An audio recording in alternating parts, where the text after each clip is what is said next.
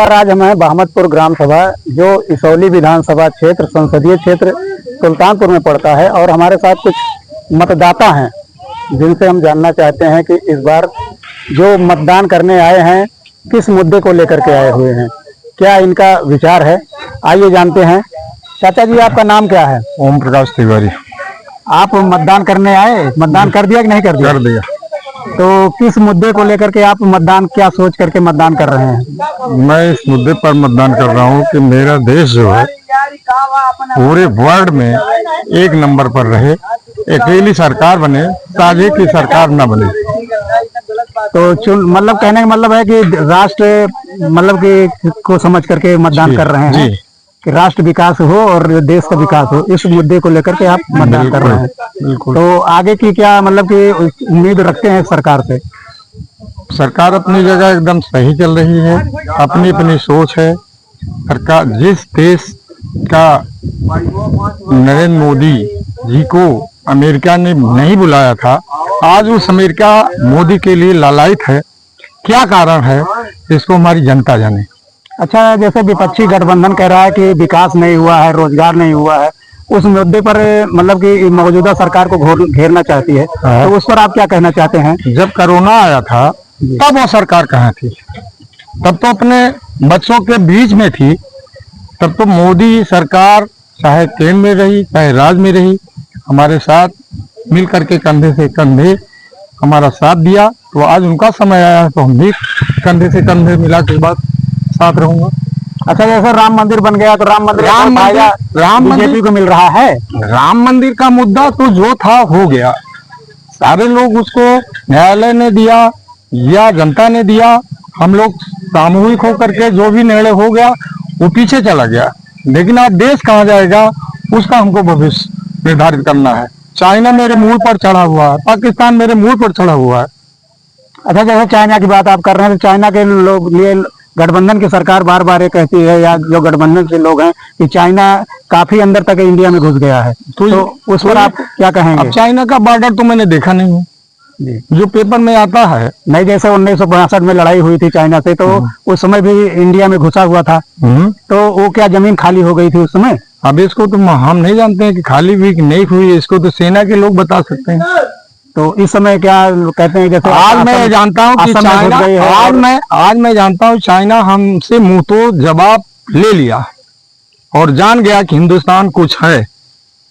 आपका कहने का मतलब है कि जो 1962 में इंडिया था वो आज नहीं है। आज नहीं है, आज दूसरा भारत है। हाँ, आज जनता या नेता हमीद ने टैंक तोड़ा था। आज हमको जो है जातिवाद में लोग नेता लोग फंसा के बैठाए हैं। हमारा विकास जो है नेता नहीं होने दे रहे हैं। जिस दिन हम लोग सोच लेंगे उस दिन हमको रोक नहीं पाएगा। जातिवाद की कोई बात नहीं। हमारे यहाँ जो राष्ट्रपति थे अब्दुल कलाम जैसे लोग, जिसे मिसाइल मैन के नाम से जाना जाता है, कि उनकी मिसाइल को लोगों ने मतलब कई लोगों ने उनके खरीद किया है और एक हमारी जो कारगिल विजय थी उसमें मिसाइल का उनका बड़ा उपयोग रहा है। तो यहाँ हिंदू मुसलमान की नहीं है। वीर अब्दुल हमीद जैसे सपूत थे कि जो उन्होंने देश का नाम रोशन किया था। तो हिंदुस्तान तो हमेशा जो सच्चा प्रेमी है, चाहे हिंदू हो चाहे मुसलमान हो, सबका स्वागत करता है। तो इस पर आपका क्या कहना है?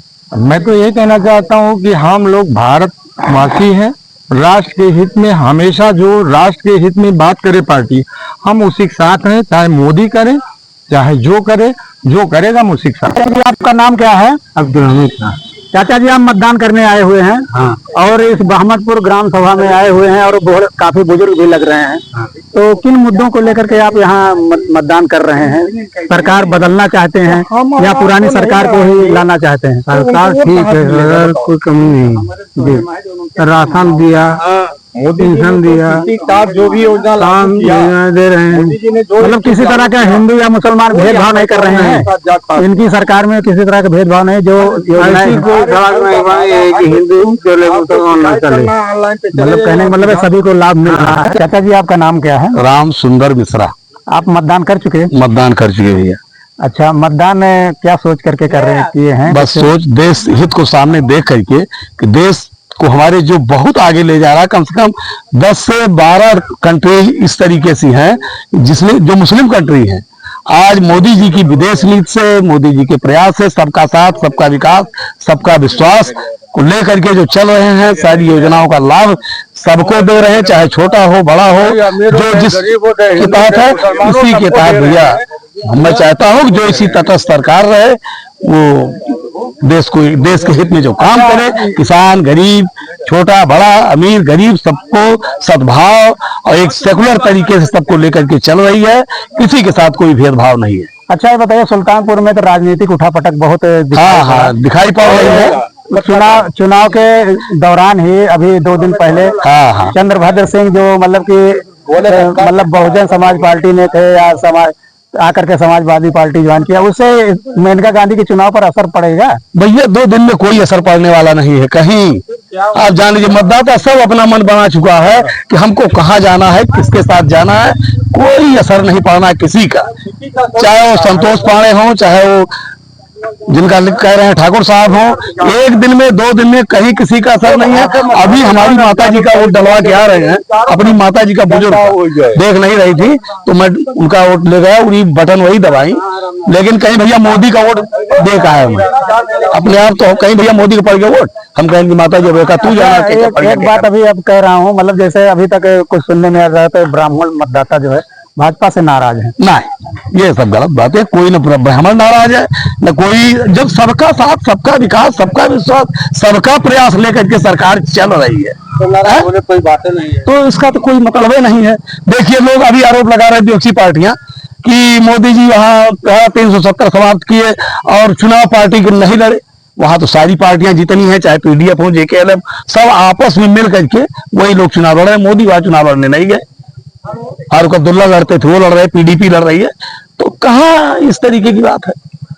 कहने का मतलब है भाजपा सरकार जो है, भाजपा सरकार सबका साथ सबका विकास सबका प्रयास सबका विश्वास लेकर के राजनीति कर रही है भैया। और हमारे आपके घर का किसी के घर का खेत जोतने चूल्हा जलाने और वो खेत बोने नहीं आएगी सरकार। ये है कि सब शांत प्रक्रिया के साथ सब लोग अपना काम कर रहे हैं। गठबंधन के लोग क्यों कह रहे हैं संविधान बचाओ? अब संविधान बचाओ तो संविधान बचाने के लिए तो सरकार जब मजबूत रहेगी तभी तो संविधान की रक्षा होगी। तो क्या ये सरकार संविधान नहीं बचा रही? यही तो बचा तो रही है। संविधान के खिलाफ क्या काम किया वही बताएं आप। इस सरकार ने कौन सा काम ऐसा किया जो संविधान के खिलाफ? अभी तक तो हमारे ख्याल से सबका साथ सबका विकास सबको सभी योजनाओं का लाभ तो हमारे ख्याल से तो नहीं। सरकार बनती है संविधान के अंतर्गत ही बनती है, सबकी बनती है, सब करते हैं अपने अपने स्तर से सब प्रयास करते हैं। ये नहीं है कि कांग्रेस ने कोई विकास कार्य कभी नहीं किया। कांग्रेस का समय था, इनकी 2 सीट थी अटल जी की, फिर भी विदेश में रहे, फिर भी इंदिरा जी जिनेवा विदेश वार्ता में भेजती थी, अटल बिहारी वाजपेयी जाकर दहाड़ के आते थे। कहने का मतलब है जैसे युवा है, युवा जो अपना काम करते हैं, बुजुर्ग भी अपना काम किए। हाँ बिल्कुल, सब लोग कर रहे हैं। कहना मतलब बुजुर्ग भी का योगदान भी है, युवाओं का भी योगदान। अरे बहुत है, नए लड़के तो जो है यही भावी कर्णधार है भविष्य के देश के, और ये हमसे आप ज्यादा जागरूक है। इन बच्चों से भी किसी से क्वेश्चन करिएगा भैया तो ये बिल्कुल कहेंगे कि सबका साथ सबका विकास सबका प्रयास सबका विश्वास साथ जो भी योजनाएं देश में लागू हो रही हैं सबके लिए लागू हो रही है, उसमें कोई भेदभाव नहीं है। तो हम तो जानते हैं कि सबसे ज्यादा सेकुलर यही सरकार है भैया, और देश का विकास भी हो रहा है, हर जगह प्रयास हो रहा है, और पूरे विश्व में ऐसी कूटनीति है इस सरकार की कि हर जगह। अभी कल एक योजना का लाभ हुआ होने जा रहा है, ये जो बिजली की कमी है, रसा ने हमारा पारंपरिक मित्र है रसा, और जान लीजिए कि वो सौर ऊर्जा सूर्य बिजली के तहत 300 यूनिट बिजली फ्री, उससे ज्यादा अगर आपका पैनल या आपकी बिजली इकट्ठा होती है तो उसको आप बेच भी सकते हैं।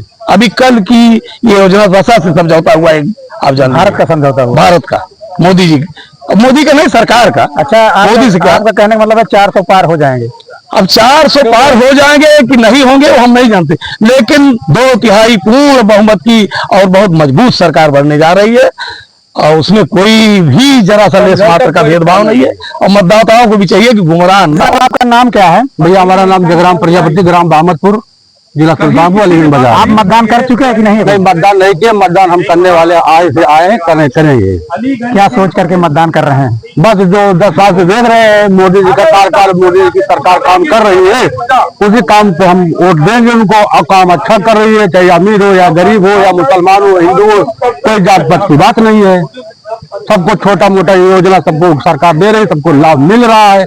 कि कोई गैस सिलेंडर पाया है, कोई कॉलोनी पाया है, कोई लेटरिन पाया है, लेटरिन का पैसा पाया है, कोई फ्री गल्ला खा रहा है और 2000 रुपया खाते में आ रहा है। और क्या चाहिए इससे बढ़िया हमको लग रहा है अब तक कोई सरकार किया नहीं है, इतना इसलिए किया। हाँ, लेकिन आप जैसे भाजपा को कह रहे हैं, विपक्ष तो कह रहा है कि मैं 1 लाख रुपया भी दूंगा, 10 किलो अनाज दूंगा। कहाँ एक मिनट, वो कहाँ देंगे 1 लाख रुपया?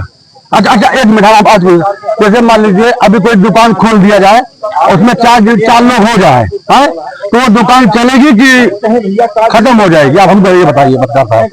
वो टूट जाएगी, जो आएगा वही जेब भरेगा, जो आएगा वही जेब भरेगा, चारों भर के निकल जाएंगे, दुकान में सामान नहीं रहेगा।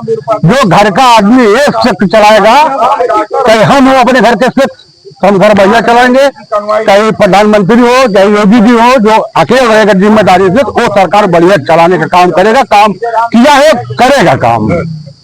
कहने का मतलब है कि जो मोदी सरकार जो है सबसे अच्छी है, किसी के साथ भेदभाव नहीं करती। कोई भेदभाव पत्रकार साहब, कोई भेदभाव है ही नहीं है, एकदम बिल्कुल एकदम दूध का दूध पानी का पानी है। कभी मोदी जी के मुंह से नहीं मिला कि हाँ ये मुसलमान है, ये फलाना है, ढकाना है, सबका साथ सबका विकास, जो योजना वो दे रहे हैं बेचारे सबको, या अमीरों को गरीबों को सबको बराबर मिल रहा है। लेकिन लोग तो आरोप लगाते हैं कि वो लगाने दीजिए, योगी सरकार सुनिए, योगी सरकार जो है मुसलमानों पर बुलडोजर चलवा रही है। देखिए एक मिनट है उनके ऊपर बुलडोजर चलवा रही है। इस सरकार में बात, एक मिनट, आप इस सरकार में चाहे हम हो या कोई भी हो, अगर गलत कार्य करेगा तो उसका अंजाम जरूर मिलेगा। अब शांति से अपना काम करिए, शांतिपूर्वक से, तो मोदी जी आपके घर में बुलडोजर नहीं चलाएंगे ना बुलडोजर चलाएंगे, आप एकदम बिल्कुल। मतलब जो गलत है उनके ऊपर, हाँ बिल्कुल बिल्कुल बिल्कुल। आप समर्थन नहीं, आपको संविधान दिया गोली मारने के लिए किसी को? आप बताइए हमको, है नहीं दिया ना?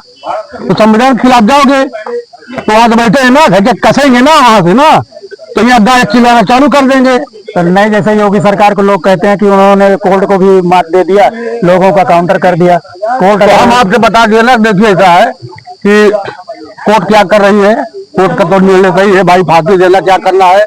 अब योगी सरकार का निर्णय अलग है, योगी सरकार का निर्णय है चट में मैंने पट दिया, इस चौराहे पे काम गलत करोगे दूसरे चौराहे डाके नहीं पाओगे, वहां रह जाओगे, चाहे वो ठाकुर हो, चाहे कुहार हो, चाहे कहार हो, चाहे धोबी हो, नाई हो, कोई भी बिरादरी हो, गलत कार्य करेगा तो जरूर अंजाम उसको सरकार देगी। मतलब कहने मतलब इस सरकार से आप संतुष्ट हैं? एकदम